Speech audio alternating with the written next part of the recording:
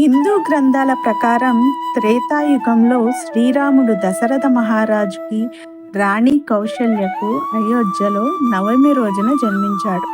శ్రీరాముడు విష్ణువు అవతారమని భక్తుల నమ్మకం. దశావతారాలు 7వ అవతారంగా రావణ సంహారం కోసం శ్రీరాముడు వసంత ఋతువులో చైత్రశుద్ధ నవమి గురువారం నాడు పునర్వసు నక్షత్రపు కర్కాటక లగ్నంలో మధ్యాహ్నం 12 గంటలకు జన్మించాడని పురాణాలు చెబుతున్నాయి. శ్రీరాముడు మధ్యాహ్నం సమయంలో జన్మించాడని నమ్ముతారు. అందుకే రామనవమి పూజ చేయడానికి ఇది అత్యంత పవిత్రమైన సమయం. మధ్యాహ్న క్షణం శ్రీరాముడు జన్మించిన ఖచ్చితమైన సమయాన్ని సూచిస్తుంది.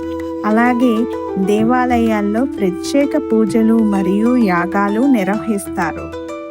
14 సంవత్సరాల అరణ్యవాసము, రావణ సంహారము తర్వాత శ్రీరాముడు సీతా సమేతంగా అయోధ్యలో పట్టాభిషిక్తుడైన శుభ సంఘటన కూడా చైత్రశుద్ధ నవమి నాడే జరిగిందని ప్రజల విశ్వాసం.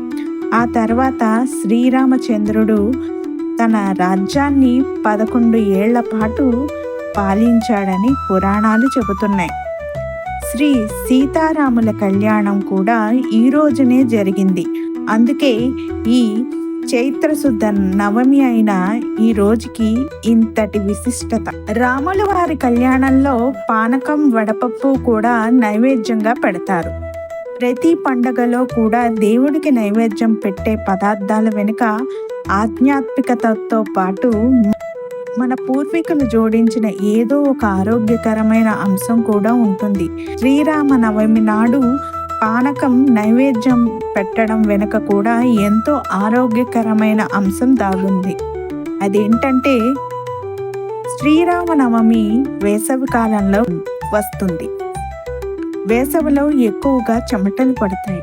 దాంతో శరీరంలో ఉండే ఖనిజాలైన సోడియం, పొటాషియం, మెగ్నీషియం, కాల్షియం చెమట ద్వారా బయటికి వెళ్ళిపోతుంటాయి. పానకంలో ఈ 4 ఖనిజాలు ఉంటాయి. పానకం తీసుకోవడం ద్వారా కోల్పోయిన ఖనిజాలను తిరిగి పొందవచ్చన్నమాట. ఇక బెల్లంలో ఇనుము ఉంటుంది. ఇది ఎండవేడిని తట్టుకునే శక్తిని ఇస్తుంది. బెల్లంలో ఉండే ఖనిజాలు అధిక రక్తపోటుతో బాధపడే వారికి ఉపశమనం ఇస్తాయి. పానకంతో పాటు వడపప్పును కూడా నైవేద్యంగా పెడతారు. పెసరపప్పులో కూడా చలువ చేసే గుణం పుష్కలంగా ఉంటుంది. మొత్తానికి శ్రీరామనవమి నాడు పానకం, వడపప్పు నైవేద్యం పెట్టడం వెనుక భక్తితో పాటు ఇన్ని ఆరోగ్యకరమైన ప్రయోజనాలు ఉండడం కూడా ప్రధాన కారణం అని చెప్పాలి. మీ అందరికీ శ్రీరామనవమి శుభాకాంక్షలు.